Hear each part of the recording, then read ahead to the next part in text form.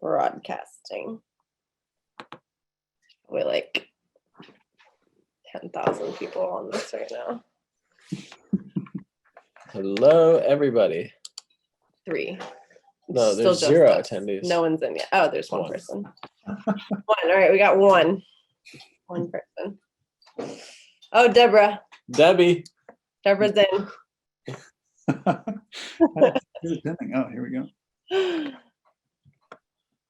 Okay. Everybody, we're going to wait a few minutes to let folks join, and then we'll kick it off. 402. 402. Yeah. Look at this. See this little one that used to have the frog?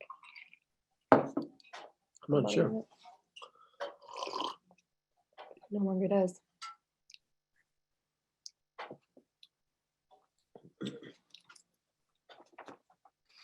How's everybody's week going? Oops. Can folks talk in the chat? Ask some chat questions. Alex. Yeah, what's a good chat question? Icebreakers. Yeah, what's an Icebreaker. Does someone have where a are you suggestion for an from, icebreaker? and how long have you known about East Fork? Well, this is a really boring icebreaker. What? No, it's terrible. Put it in the chat. No, ask a better question. Their question. That was my question. Where Where are you from? Where are you from, and how do you actually feel about Hawaiian pizza? Ani loves it. I love it. I don't think it's the best thing in the world. All right.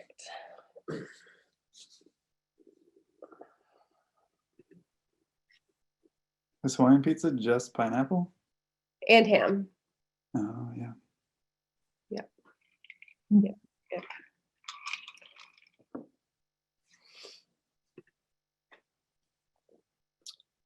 Mm.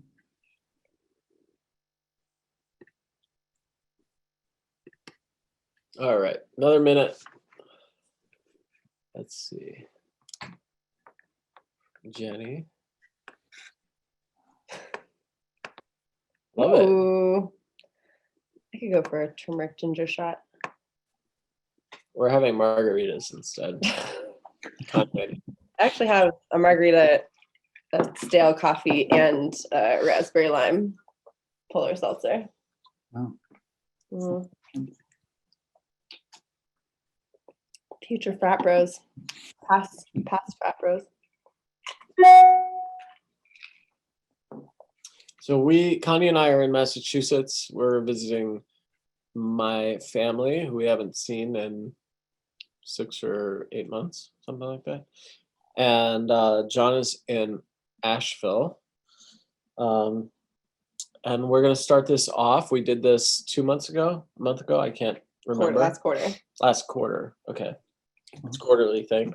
Where you ask questions, you send them in, and we pick some questions and we answer them. So most of these questions pertain to either Connie or John. So I'm going to read the questions off. And should we get started, or should we give people another minute? Let's get started. All right, we're just going to go ahead and get started. You can watch it afterwards. Yeah, that's true. All right.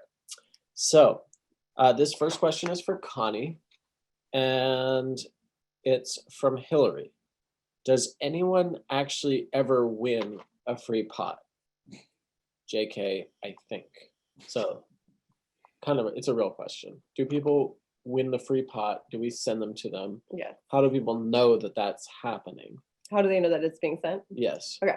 So for some background, as part of a way to get a little extra traffic onto our newsletter, to encourage people to sign up for our newsletter, every 2 weeks we post a new pot in our free pot section on our website, which is in the upper right corner. Or as they say in the biz, to acquire emails.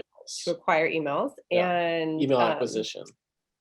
Thank you for spelling that out. And then people have a chance to win a free, fun piece of pottery. And yes, every single week. Emily, who's responsible for that these days? Does Lindsay do that? Or does Lindsay, do you do that? I think you're on there. Lindsay does it. Every single week, Lindsay randomly selects someone from a spreadsheet, and they do indeed get sent a free pot, and they often send a cute email back with a selfie, which I always really enjoy. Maybe we could get Joe to notarize like one of the selfies or something to like make it really official, just like proof in You the notarize a selfie? pudding. No, apparently there's actually very strict rules around what she can and cannot notarize. Yeah, She had to take an oath, so. you can't I notarize. tried. a Yeah, I selfie. tried to get her to notarize like a title for the raft or something like that. She wouldn't do it. Alex, that is abuse of your privileges. Okay, this next question is from Cindy, and it's another question for Connie. Has your retail space in downtown Asheville been able to reopen, and have many businesses closed permanently? I miss coming to Asheville and visiting the shops, galleries, and restaurants. Sad face. We are very thrilled to announce that yes, our Asheville store is back in business. We actually took the opportunity when the factory shut down and when everyone was in quarantine to move locations. So we moved up the block farther south on Lexington, so farther away from the bridge. And we just opened 2 weeks ago by appointment. You can make an appointment at eastworth.com by clicking our locations section, and you'll see Atlanta and Asheville. Both stores, Atlanta and Asheville, are currently operating by appointment so that the staff can make sure that there's just a couple people at a time, and they're not getting overwhelmed with tourist foot traffic. So we're making sure that everyone who comes in is wearing a mask and is sanitized head to toe, the required sanitizer bath. And What about the area shops? How's Asheville doing generally? Asheville's doing pretty good, I would say. I mean, I avoid downtown because we have had a huge influx of tourist traffic from surrounding states, and it's a little freaky. A lot of bars very full of maskless people, and that skeeves me out. So I avoid it, but people have been making the trek and making an appointment and safely coming into our store, and that has been really nice. And there's a lot of stores downtown who have been doing all they can to make sure that their environments are staying controlled and safe and clean. So definitely a commendable effort from business owners in Asheville. Thanks. Yeah. Thanks, Connie. This next question is for John, who is our CFO. And this question is from Sarah, and it's a great question. How do we set prices on the pieces we make when there are so many people working on each piece?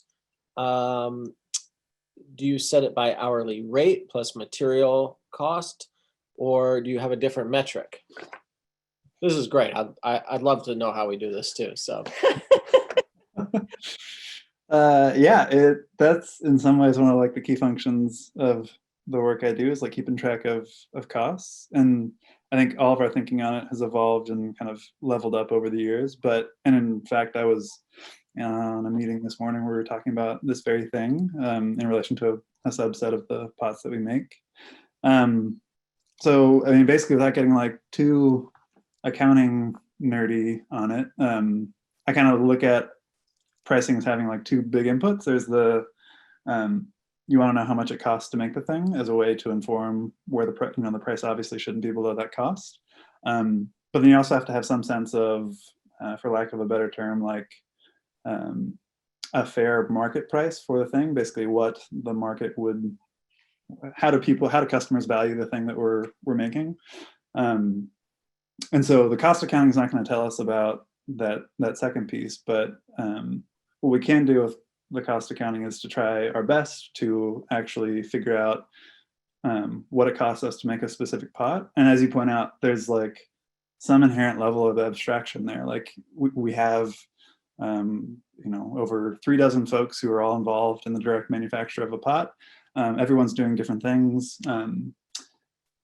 There's a lot of like variable inputs and outputs there. So our approach is basically to say, okay, let's look at the whole month. And just for round numbers, let's say we made 1,000 pots in a 1 month period. We would take all of our manufacturing costs associated in that month, all of our direct labor, all of our manufacturing overhead, like the rent on the facility, the cost for the direct materials like clay and glaze. We kind of sum all that up and we would divide them out into that monthly average. So, and then we can take that number and kind of tweak it up or down based off of an individual pot. Like sometimes we've used like a the weight of the piece is a way to like tweak up that cost higher or lower. So if like our average cost is $12 to make an average pot, our actual cost for like a really big serving bowl would be higher than that average cost. So that's in a nutshell how we approach it. But that's, like I said, that's just kind of like the cost element of it too. And I think to have like a more informed decision around pricing, you also want to include as much of an informed decision as you can about how valuable is that thing to the people that you're selling it to, and what are comparable things being sold for, and seeding that in a broader picture of what's going on. Yeah. And a follow-up question to that. Yeah. Have you thought about surge pricing? Yeah, that's my big push at East Fork, is we just borrow the Uber algorithm, and at times of high demand, the price just skyrockets. It's just hard, cold economics, The true CFO. Yeah. Okay. This next question is from Drew, who is on the chat, I see. And this is it could be a difficult question, I guess, but what has been your favorite glaze? Connie, John, I'd love to hear from both of you on this one. You can also answer this question. So I won't answer. My favorite glaze is Morel. Always has been, always will be. John, what's your favorite glaze? I think ironically, well, maybe not so ironically, like, so I'm red-green colorblind, so my color preferences kind of comes with that asterisk. But I think my two favorite glazes are red and green glazes, Amaro and Night Swim. my two favorites. Yeah. That said, I like mostly live with eggshell. Yeah. I was gonna say, like, do you have any of those colors inside your house? Like, I think we have like one Night Swim mug. I don't have any Amaro stuff.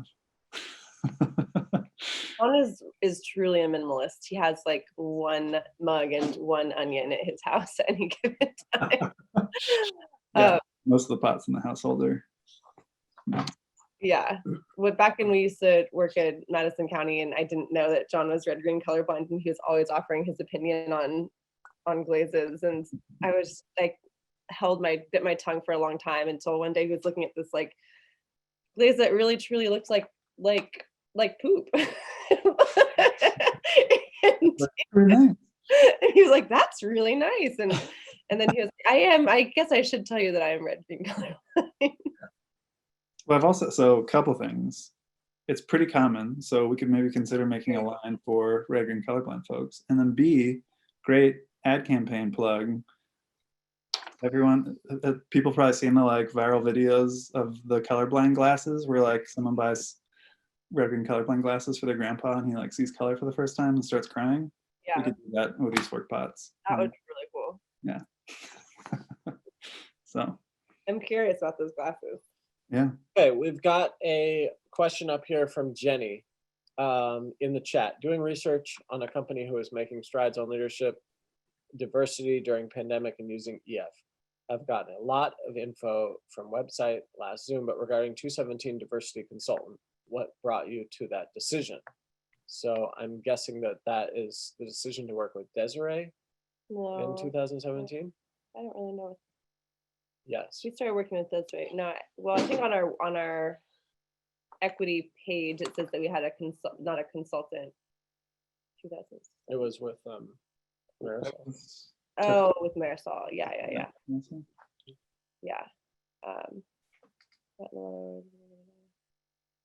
What brought us to the decision with working with a consultant in the first place? Oh, I mean, that was just, it was clear when we were moving from Madison County, where our workforce was super homogenous, really friends of friends, all from this, like, went to the same college, graduated the same year, studied the same stuff, read the same books. Just a really homogenous group of folks when we moved into the factory in town and started just expanding our community and getting to meet new people and hiring people from really different socioeconomic backgrounds. It was quickly apparent that there was going to need to be some getting on the same page about ways to be in community with each other and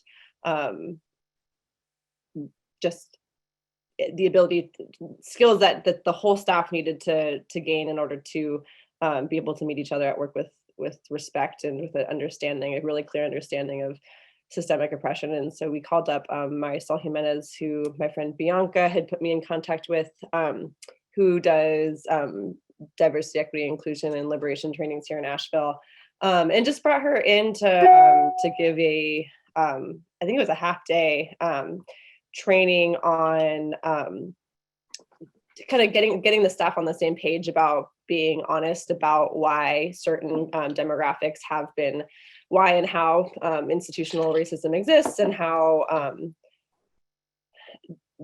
just how deeply ingrained that is, and kind of have a shared understanding of language that we could use when having conversations about race and equity. And so that was really useful just for setting a tone at in the workplace of saying like, hey, we're deciding as a company to acknowledge that this is that we are all complicit and are all operating within a inherently oppressive system. And if we're doing that, how can we pay attention to that enough so that we can make changes at our company to be less like that.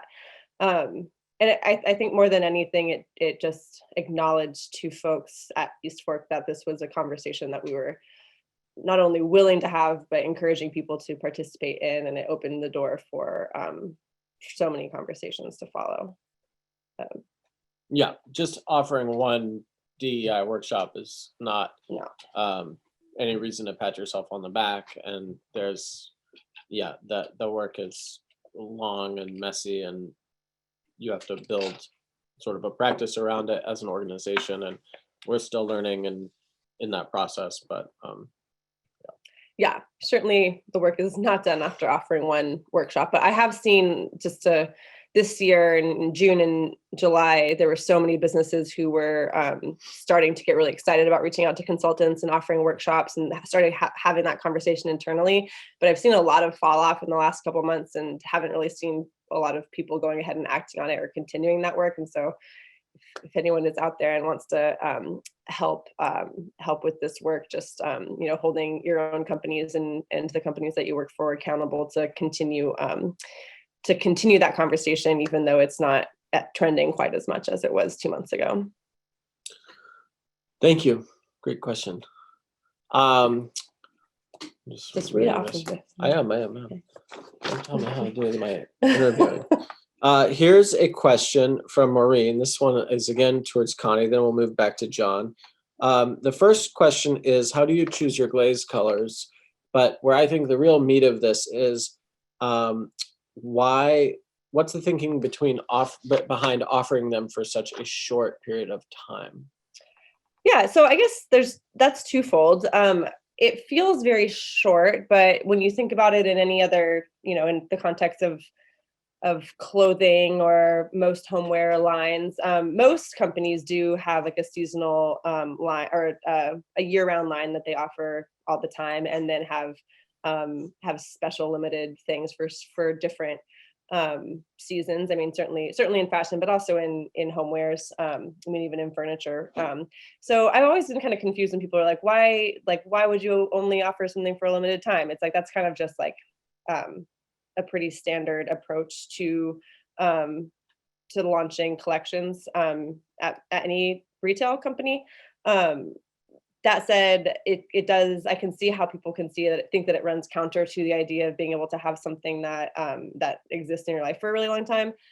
So the reason why we continue doing it, even after being kind of countered with that challenge, is that and I've mentioned this on lots of different platforms, but our marketing budget compared to most companies in our space is pretty small in relationship to revenue. So offering different seasonal colors is a really easy way to have a built-in moment and a built-in ability to increase customer lifetime value and to acquire new customers and to be able to take new photographs and pitch to press and have something happening that allows us to continue to communicate with our customers when we can't necessarily be running traditional advertising. So it's a more exciting and certainly more beautiful approach to getting people to stay engaged with the brand than say running digital ads would be. That said, we would love to be able to reintroduce colors that only a few hundred people got access to the first time around.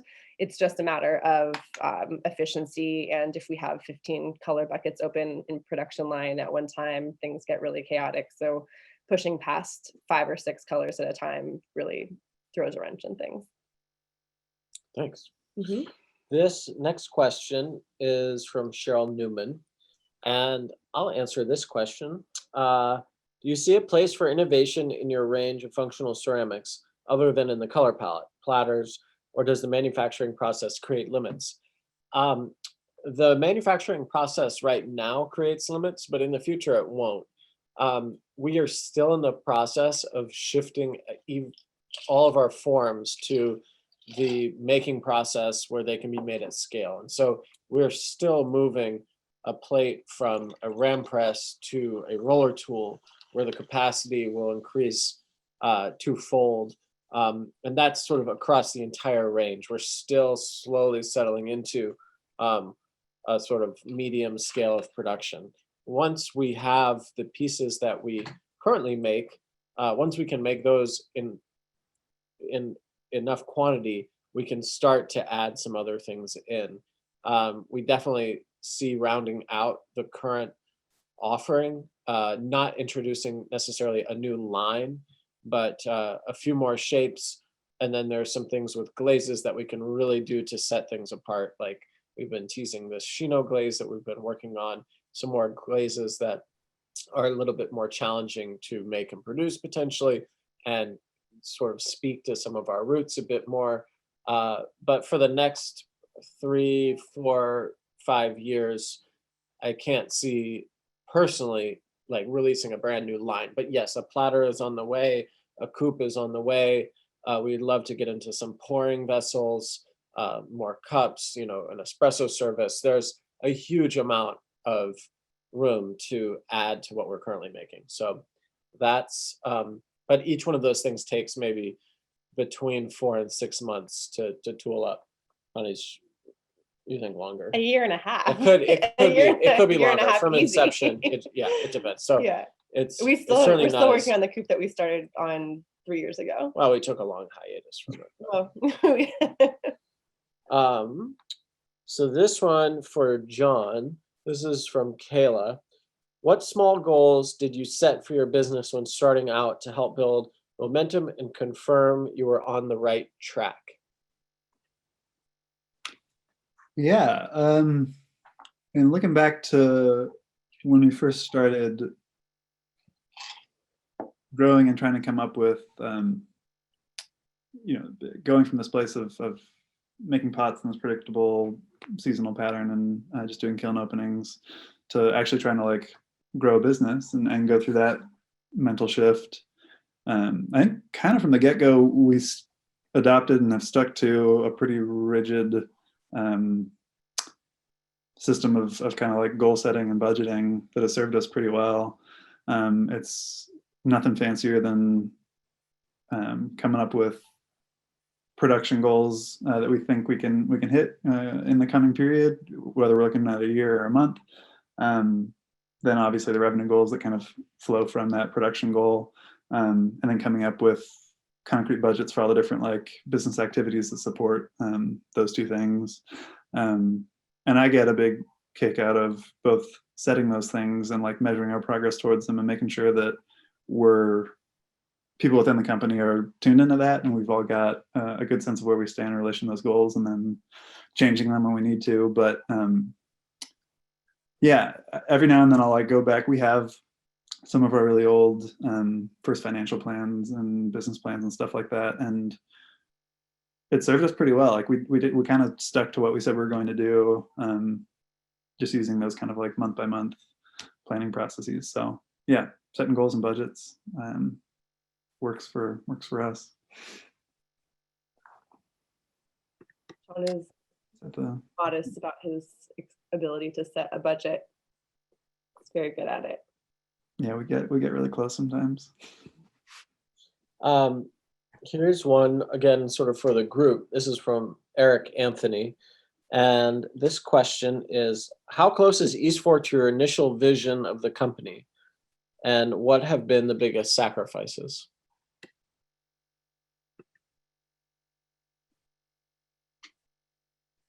It's a big one. Yeah. I mean, kind of like to what I was saying previous, when I go back and look at when we were first kind of writing down what our vision for the thing was and like what the scope of it was and what it would look like. If we revisit those now, it's like a lot of that has come to pass. I think, yeah, in some ways it's pretty aligned with like the vision that we were laying out earlier. I think for me personally, like the path to get there has probably not been exactly what I expected. And in terms of sacrifices, like I think it's involved, I mean, everyone involved has kind of had to undergo kind of shifts in identities of like who they are and what are they bringing to the thing. And I mean, it's been a big shift for me to go from making pots to, planning budgets. So yeah, it requires some adaptability on everyone's parts for sure. But I think, yeah, I mean, the vision feels like it's pretty on track to what we had cooked up way back in the day, which is amazing.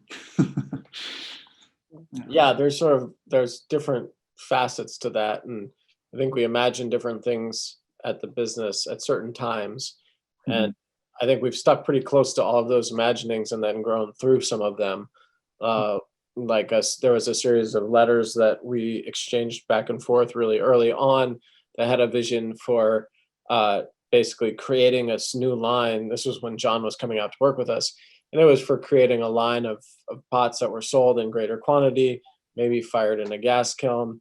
And that would be sort of the bread and butter, so to speak. And then we would fire the wood kiln to make our, like, do the big work or whatever, to feed our souls. And we certainly started making a line of things that was simple, well, quote unquote simple, not really actually very simple to make in reality, but we just never went back to firing the wood kiln. And then in the vision that we laid out probably 5 years ago, was it? Or more than that? 4 years ago. 4 years ago. I mean, that vision, I mean, this is just 4 years ago, but it calls out a very specific building that we saw ourselves kind of in this 10-year time frame. And we're now having conversations with like the owner of this building. That's a much larger building, and it's kind of was unthinkable at that time. It's supposed to be this vision for 10 years. So some of those things, and we may or may not end up moving into who knows, but it is pretty remarkable to see. And that visioning process is really amazing because you set an intention at a specific point and you don't really worry about doing the strategic planning to get there. You just set the intention and the sort of description of the place in your life that you want to be, and then you start backing your way into it through the creation of a strategic plan and all this stuff. So let's see. I'll ask Connie this question. It's from Savannah Hughes. What is the most meaningful aspect of your work for you? Oh, I think I have to pass. You're gonna pass? I don't know. That's an intense question to ask. What's the most meaningful aspect? There's a lot of meaning. I don't know. It's okay. Well, here's a question about professional development while Connie thinks of this, or John. What, if any, professional development did you find most valuable as your roles within EF came into focus? For me personally, we've taken business classes, I've read books, I've done all those things. I think the most important thing, and some of this is by luck, is by recognizing somebody who has essentially built the thing that you potentially maybe want in 10 years. So somebody that's accomplished quite a bit, they've been through it, they've seen it, and it's on a scale that you are sort of dreaming of, and you bring them into your circle and you start asking questions.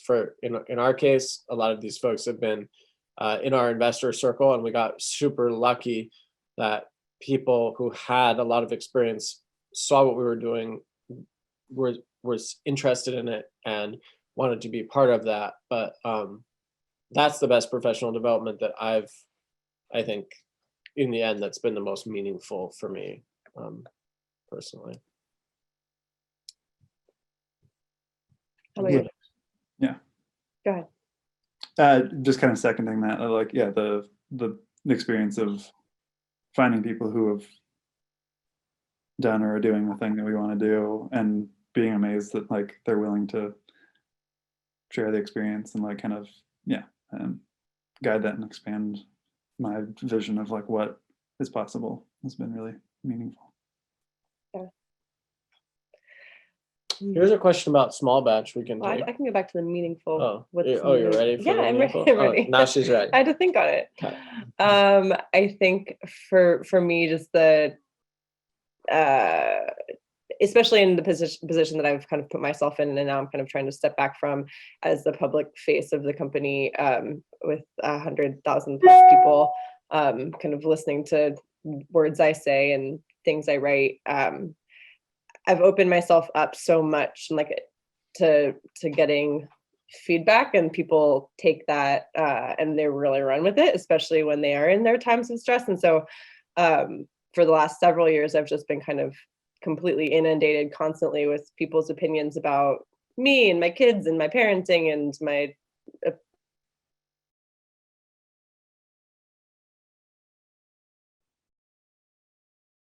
Okay, I can keep things going while they sort that out. I feel bad talking over Connie's meaningful share. But while they're getting back on, I guess I could riff on my own experience. I think sometimes one of my like guilty pleasures is going back through some of our old blog posts that we've got on the website that go back kind of towards the beginning of all of our growth.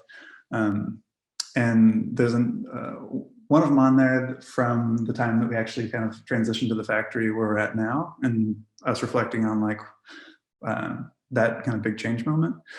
And there's something I wrote there that I still really feel is kind of like one of the things I derive the most meaning from. And I think that's the feeling of like walking into the factory or walking into one of our stores and kind of having that moment where you like see everything in its place where it's at, and kind of understand it from this perspective of like everything is here because of like the collective efforts and wills of all the different people that have gone into making this thing appear out of thin air. And it's just feeling like this kind of crazy magic trick that any of it exists the way it does, and the fact that it involves so many different people and so many different efforts and so many different like lived experiences, but it all kind of comes together into this undeniably real thing. To me, just always feels pretty magical, and it feels meaningful to have been part in like the early authorship of that thing, but also feeling now that it's taking on a much bigger narrative than I have like any responsibility to like lay claim to. So it's that's pretty magical. Let's see. I think, okay. Bummer, I'm going solo now. This is sad. Let's see what we got. Small batch question. Okay, is that in the sheet or is that in the chat?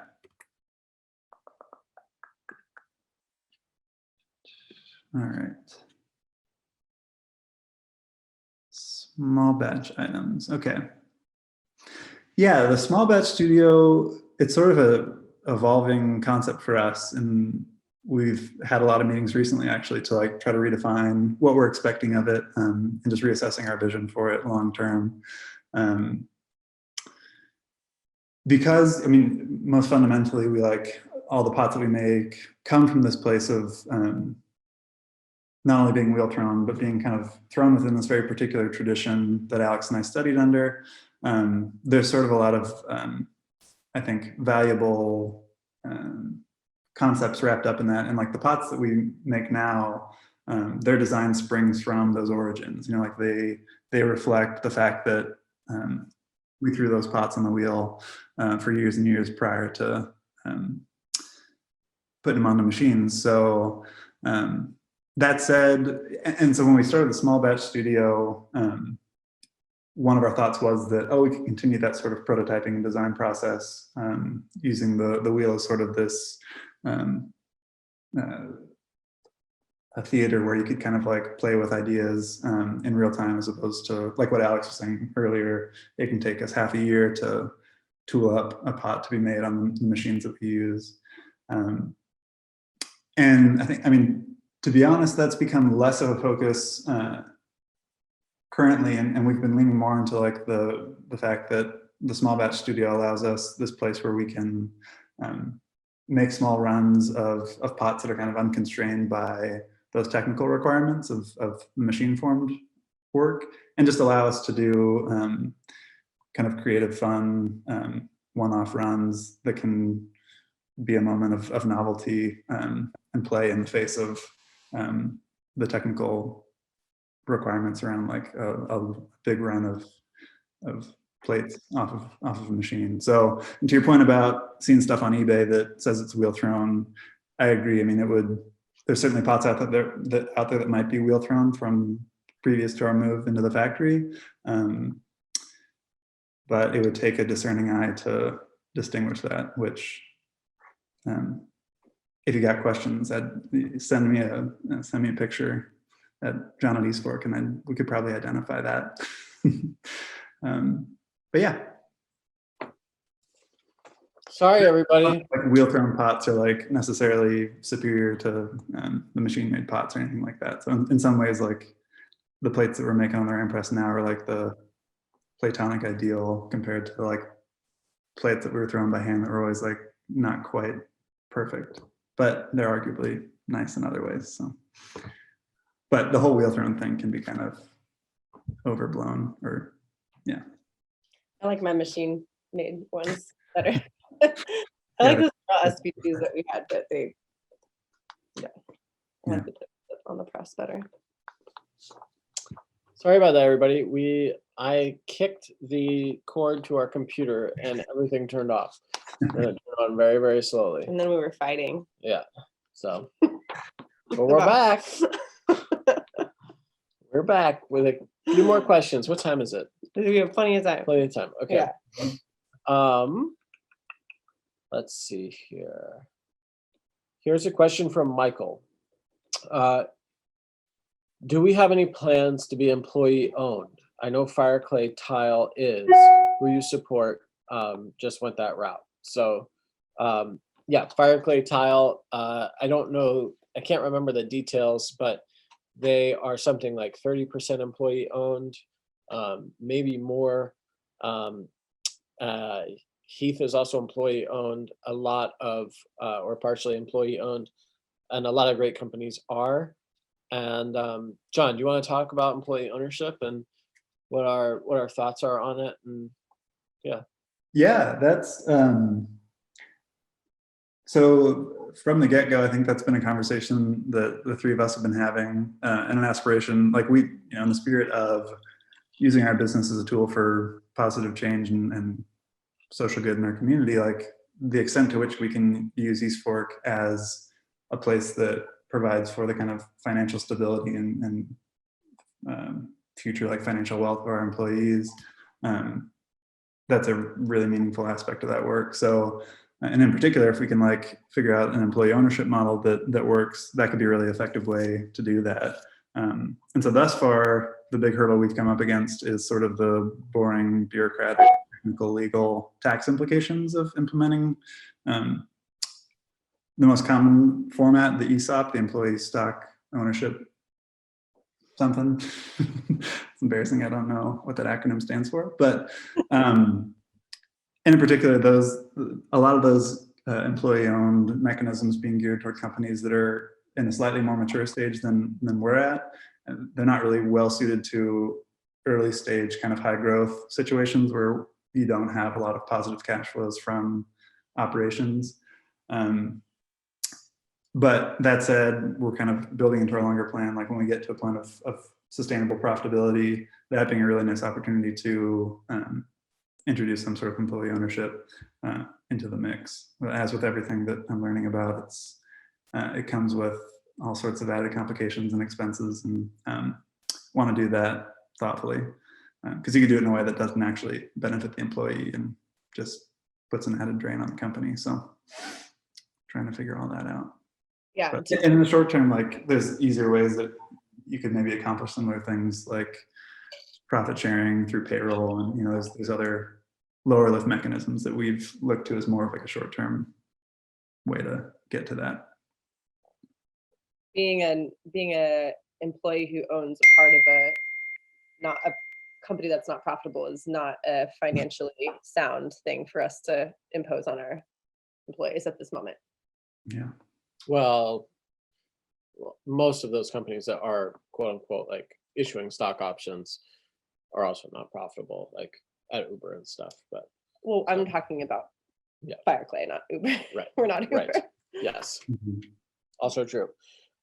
Here's a question for both John and Connie, and I could answer it too, but I haven't actually heard them talk about this, so I'm curious. What companies or founders do you cherish as role models?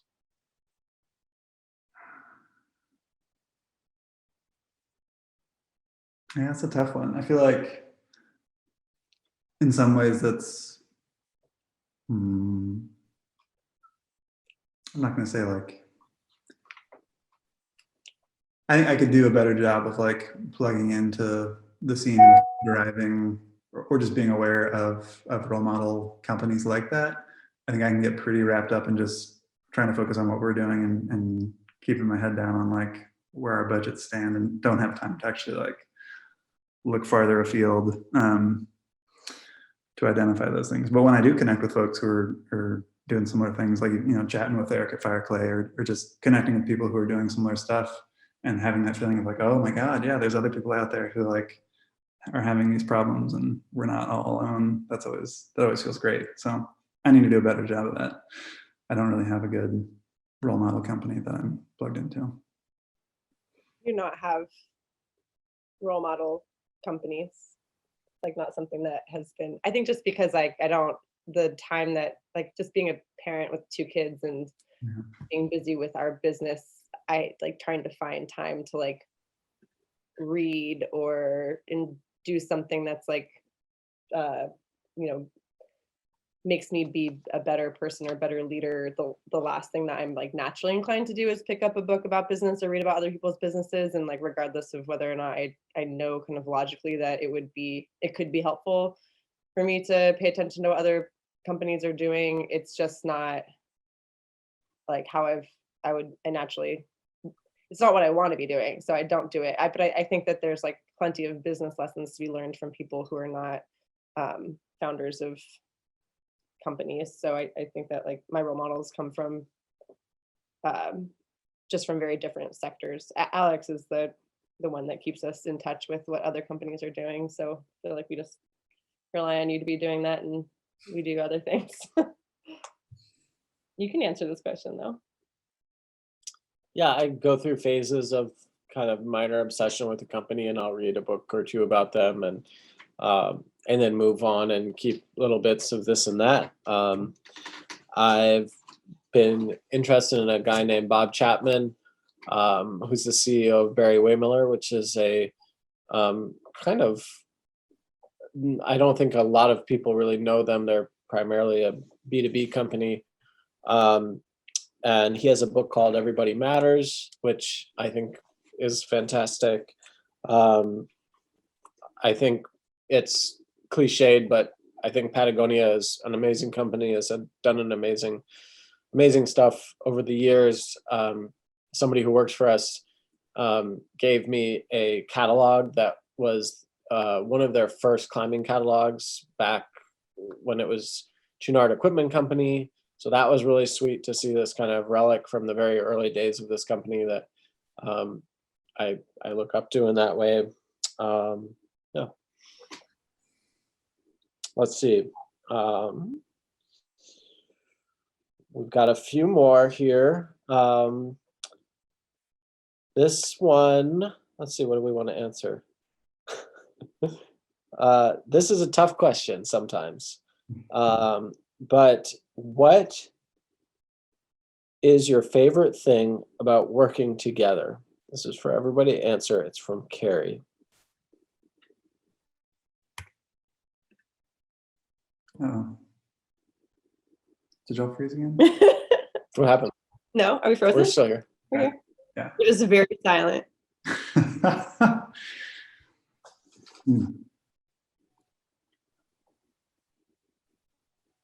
Come on, John. What do you love about No.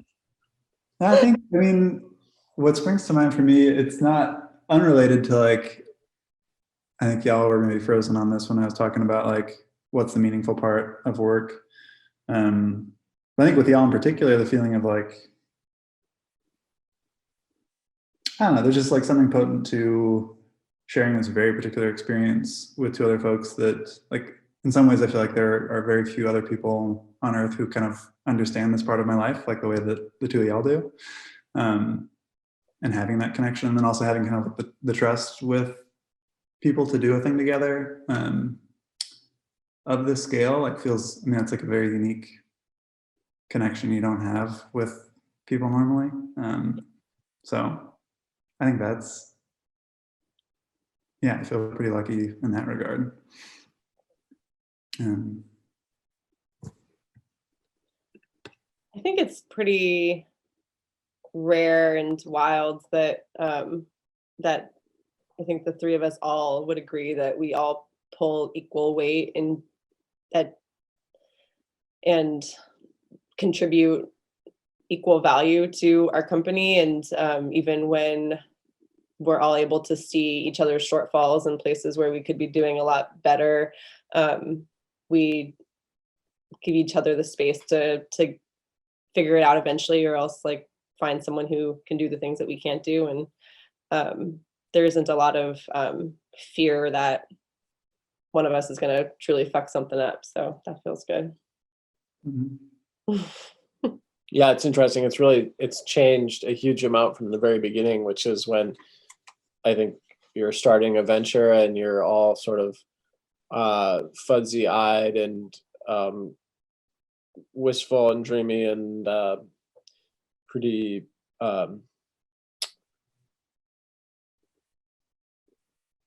yeah, it's exciting and it's new and it's all these things, and we were close in a way then that maybe outwardly doesn't now look like closeness, but I think it is something maybe, I don't know, beyond closeness in some sense, but we're not hanging out on the weekends. Connie and I are obviously married and have children and a whole other life together outside of East Fork, which is kind of challenging enough to navigate being married and working together. And so yeah, we see each other probably, well, we see each other obviously a lot, but On Zoom. on Zoom, Yeah. but we definitely don't necessarily share as many of the moments that we did earlier on when we were sort of, all hanging out all the time. I think, yeah, business ends and we like to, yeah, we just sort of do our own thing, but it's not necessarily,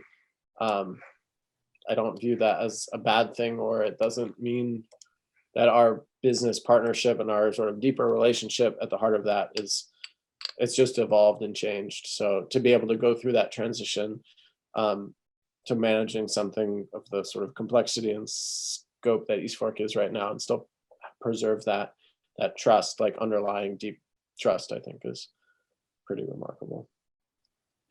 Yeah. Mhm. I can touch on the flipping pots question. Oh, Connie wants to talk about the flipping pots question. I don't want to talk We could about all talk about it. I don't want to talk about it, but A question was raised earlier about our views of people reselling pots, and I think it's interesting. I think Connie and John have different views and opinions than I do, but Connie spoke to it on Instagram some time ago, and it created a kerfluffle. yeah. to say the least. Yeah, and I think I wanted to touch on that, but when I was getting cut off, is that like it is a pretty wild place to be, where you have thousands and thousands and thousands of strangers every single day telling you how they feel and what you should be doing differently. It's honestly really freaking annoying, because people will do it on the East Fork Instagram, and then if I don't give them the response they want there, then they'll go to my personal Instagram and they'll find me on LinkedIn, and they'll just like start sending me emails about it, and it's just like a constant barrage of opinions. And some of them are super well-meaning, and some of them are from people that I trust and have had relationships with for a long time. And like, of course, I want to be receptive to it, but a lot of the work that I've had to do that's been really, really good for me as a person who has a hard time setting boundaries is to really like do whatever I can to make a decision that is the educated one, from having all of the information that I have access to, and then making the decision and just being like, I've made this decision based on being able to access all this information that other people who are outward looking in don't have. And I, as a Libra who likes to please everyone, who's just constantly trying to like give people credit for their opinions and be really gracious about like receiving feedback and trying to find a way to like make literally every single person on the planet happy, it was crushing my soul and like just so incredibly bad for my personal well-being, and so bad for my relationship with my husband and my kids, because I was taking so much stress on myself that I had to just be like, I just can't actually care about what you think about this, because you don't actually know like what happens. And that's been hard, because we're a company that really values transparency and being able to give people access into why we're making decisions. But in the same way that like anyone who's been pregnant who's like been tempted with or presented with the option of having amniocentesis, and then the doctor tells you you're going to get to know about with like 85% certainty, and there's going to be 25% chance that the information that, or 15% chance that that the information that we give you is only going to acknowledge how much there is that you don't know. So like the more transparency we give, but without someone who's actually deeply in the business, the more difficult it actually is to understand why we're making the decisions that we're making. And so I went on Instagram, and I kind of like gave a rant to kind of, I guess, like did a little slap on the wrist for people who were really kind of aggressively DMing people that they didn't know. And I get that that hurts a lot of people's feelings, because it was something that they did that I kind of called them out on. But there were, on the other side of that, dozens and dozens of people who were emailing us every day being like, hey, I've gotten 15 DMs from strangers, like who are scrolling down from 2015 and like a picture of my kid, and leaving me comments day and night about, being able, like buying something from my cabinet, and like, are you going to do something about this? And I mean, it was so many voices all coming at me. And ultimately I did have to like share my feelings about it, which is like, we do need to be conscientious of how we communicate to each other on the internet, since so much of our communication happens there. And in the same way that you wouldn't maybe start an intimate conversation with someone you don't know at the grocery store, feel out a relationship, and how do we translate in-person relationship building to an online space? And like, let's be as thoughtful about how we do that as offline. And that's really all I was asking, but it caused a lot of hurt feelings that I immediately started going left and right and bending over backward to apologize about. And then I was like, why am I apologizing? I really believed in what I said. And like, now I'm like talking on the phone with people who are crying, and I'm just like, what am I doing? Why is this? Anyway, so all that to say that like, I think that as a business, we're going to need to, if we're going to take such harsh stances or firm stances on things, we got to get better at being able to acknowledge how much time and energy we can put into the back and forth with customers. I know that doesn't directly answer the question of like how I feel about people selling pots on eBay for 25 times more than they're worth, but it was the thing that started that conversation, that kind of blew up that conversation online. I don't know. I mean, we don't make money off of what we're doing right now yet. And when someone goes and sells something like an eggshell mug that's going to be available in 4 weeks, and they put it on eBay for $120, and someone has money to do that and they purchase it, it just indicates a lot of issues that that exist in the world. So the people can do with their money what they want. Anyway, what do you think about it? It doesn't really bother me. We make something, people want it, and it's in general I think it's a net positive. A lot of companies would love to be in that position. Yeah. In the end, it'll be a moment in time. Yeah. It'll be gone, and we'll be making a lot of pottery someday, pretty soon. I think what it is that like I've had like special access into seeing how much like it feels so good that people love our company and are so loyal to it and want to support it as much as they can. But when people's reactions to being unable to purchase something cause this like incredible stress response that then like causes friction between them and other people on the internet, it does make me want to just like grab people by the shoulder and be like, it is just pottery. Like, this is not about the pottery, you know? And like, I think that's what like, it brings up a lot of the issues that of consumption and obsession with consumption and obsession with ownership of property that capitalism has really done a number on us about, that makes me just want to help people, really challenge people to figure out like why it is they're getting so physically and emotionally upset about not being able to purchase pottery. Because I was the time person, a reminder that we're 4:57, so we got a couple minutes. Cool. So we can keep talking if anyone else has any questions. We're going to make a big announcement to Lindsay that this is where you can like cut it off so we can post it on the internet later. I don't know why we had a margarita, because it made me probably say things in a way I shouldn't have on the internet, but there we go. There we have it. It's how it's done. Y'all are welcome to keep asking questions in the chat if you'd like to. Otherwise, if you want to go on with your day and stop listening to us yap, please be my guest, but we'll hang out here. I am an Enneagram 3, I believe. I think, but that's the last time I took the test. I think I'm an achiever. John's definitely a helper. Aren't you a 2? I'm a peacekeeper. Oh, you're a 9 or 6, I don't remember. I don't know what I am.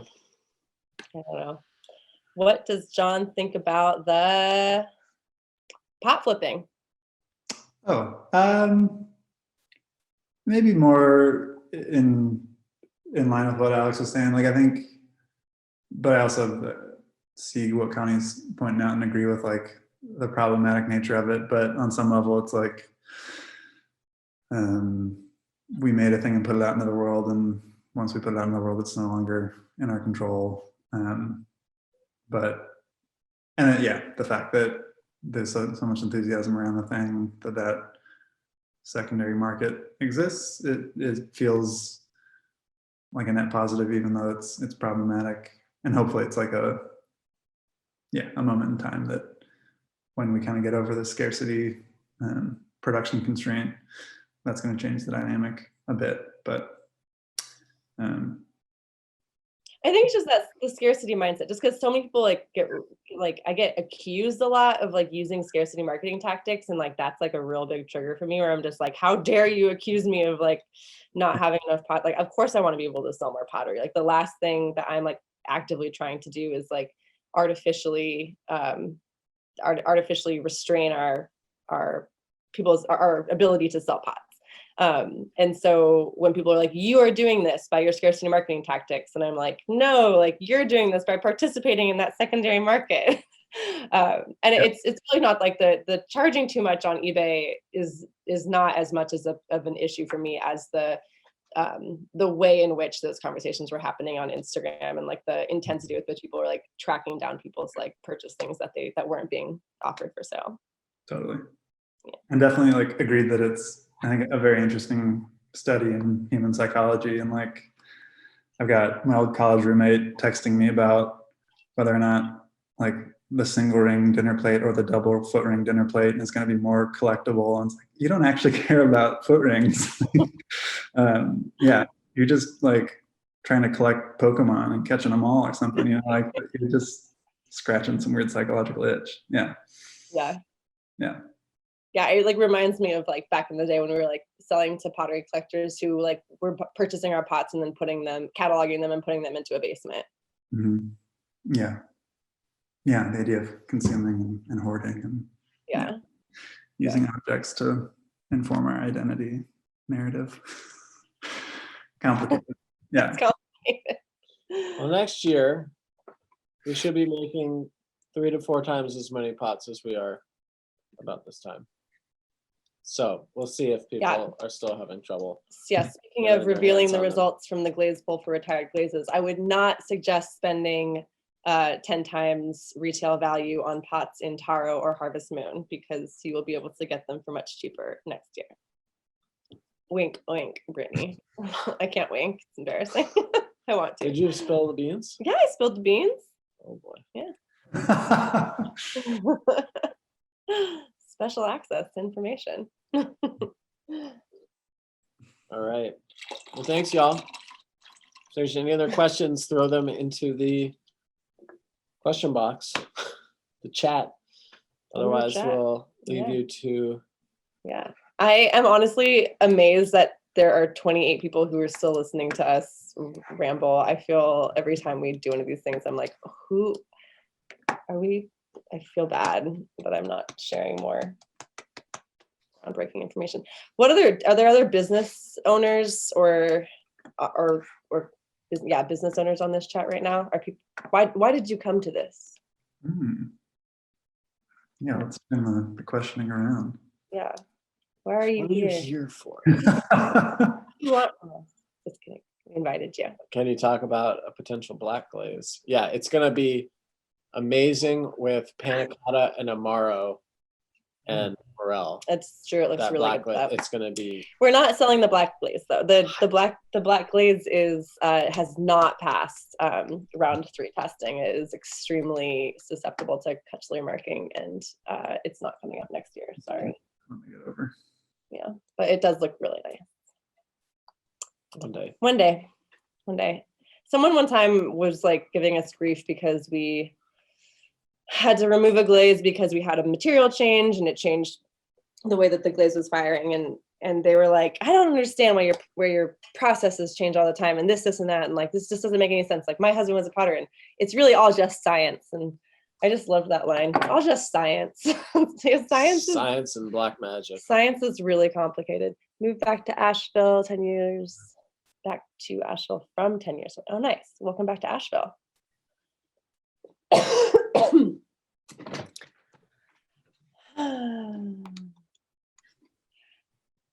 I know, I was excited for the black too. It looks so good, but I think we were trying to make it matte. But that's proving problematic. So we're gonna have to make it a little bit shinier than it is right now. Do you feel as if other companies copy your aesthetic? Yeah, all the time, but it's, I used to get really bent out of shape about it. And now it's quite charming and sweet. And we're also not the first ones to make a matte glaze in colors that have an exposed rim. Okay, no, of course not. But there are lots of companies who like copy like shot for shot our product photography. So that is just how it is. But that's fine. Yeah. No, we did not invent the dinner plate. But turns out there's like not that many different ways you can make a dinner plate. So I'm not gonna. Sometimes that's like, I feel like looked at over a longer history, like human craft is a story of people kind of like looking at each other and like copying off of each other and riffing, and groups of people all doing the same thing. And yeah, it feels pretty natural and not. Yeah. It's like capitalism and like authorship and stuff that has made it more complicated. Yeah, what you can and can't copyright is really that. Brittany is wondering if we're going to roll out a carbon tax. Oh yeah. Yeah, talk about that, John. Cool. Yeah, that's like kind of one of my exciting side projects outside of budgets, though it's pretty budget related. We are working on like a longer term, like 5-year comprehensive carbon plan for East Fork. And where it stands right now, I think one of the key pieces of that will be a self-imposed kind of internal carbon fee, where we are measuring our Scope 1 and Scope 2 carbon emissions and basically charging ourselves a set dollar amount per ton of CO2 emitted, and then using those dollars to actually support sustainability initiatives or regenerative agriculture initiatives or carbon sequestering projects here in Western North Carolina, to basically both offset the emissions that we're putting out in the short term and longer term, kind of provide even more kind of financial incentive for us to transition to less carbon intensive methods of production, or just be as efficient as possible with the fossil fuels that we are burning. So Microsoft sort of pioneered it on like the corporate scale. They've got lots of documents and readings you can do up on what they're doing. But yeah, that's a thing we're working on. I'm pretty jazzed about. We've actually already started recording it on our books. So we have an expense account that's our carbon fee, self-imposed internally, and we record it every month. Really hokey, but John and I went to the climate conference with Al Gore last year, and we sat in the front row, and listen, that guy. That's great. That guy can really, motivate people to. Yeah, he was really like a preacher. He can give a slide talk. Yeah, he was really good. I mean, he's been giving that slide talk for like a decade. Yeah. You get a movie out of it. Yeah. Yeah. I stayed home with the girls. Alex doesn't believe in climate change, so. Just kidding.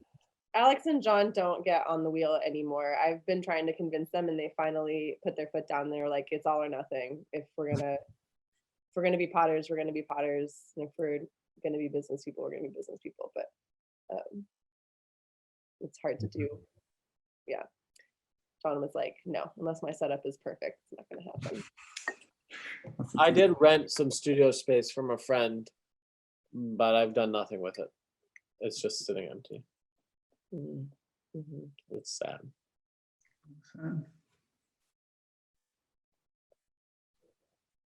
Legacy hospitality family, that's cool. Yeah. Cool. All right. Well, thanks y'all so much. Thank you. Yeah. We'll see you next quarter. Maybe next time we'll have everyone's faces. I feel so awkward just talking to the void. Yeah. What about doing it on Instagram Live? It's too small on Instagram Live. Trying to look at the chat. It's just yeah. Great. Well, thanks everybody for hanging out. Yeah. Feel free to follow up with follow-up questions and be well. There's a comment in here about someone starting up a pottery business. So yeah, if you ever want to talk biz, send me an email. Yeah. John@eastfork.com. It's easy to find. Easy. Easy.